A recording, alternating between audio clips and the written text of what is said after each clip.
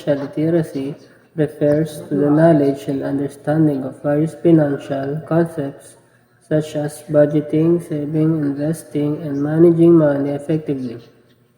It involves having the skills and knowledge to make informed financial decisions and to navigate the complexities of personal finances. Financial literacy is essential for individuals to achieve financial stability and independence. How can I improve my financial literacy? Improving your financial literacy involves several steps. Number one, educate yourself. Take the, take the time to learn about basic financial concepts such as budgeting, saving, investing, and managing debt. There are many resources available online, including articles, videos, and courses. Number two, set financial goals. Define your financial goals, whether it's saving for a house, paying off debt, or planning for retirement. Having clear goals can help you stay motivated and focused.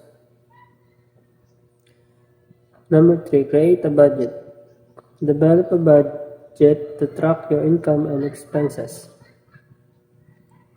This will help you understand where your money is going and identify areas where you can save or cut back.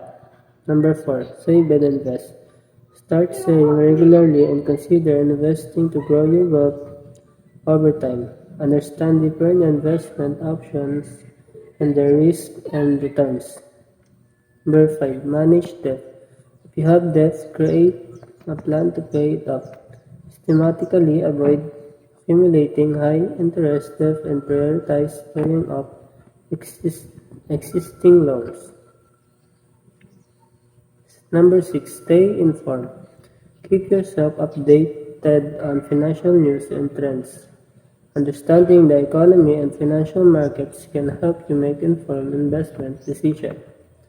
Number seven, seek professional advice. Consider consulting a financial advisor for personalized guidance on your financial situation and goals. By taking these steps and continuously educating yourself, you can enhance your financial literacy and make sound financial decisions for your future. What is the importance of financial literacy? Financial literacy is crucial for several reasons. Number one, empowerment. It empowers individuals to make informed financial decisions, leading to greater control over their financial well-being. Number two, financial stability. Understanding financial concepts helps individuals manage their money effectively, avoid debt, and build saving for emergencies and future goals. Number three, long-term planning. Financial literacy enables individuals to plan for the future, such as retirement, education expenses, and major life events. Number four, risk management. Being financially literate allows individuals to assess and manage financial risk, such as investment risk and unexpected expenses. Debt management.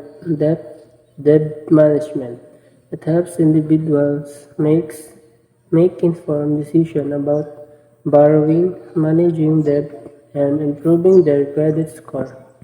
Investment decision. Financial literacy equips individuals with the knowledge to make wise investment choices and grow their wealth over time. Number seven, economic growth. Financially literate population contributes to overall economic growth by making sound financial decisions that benefit both individuals and the economy. Overall, financial literacy is essential for personal financial well-being, economic stability, and building a secure financial future.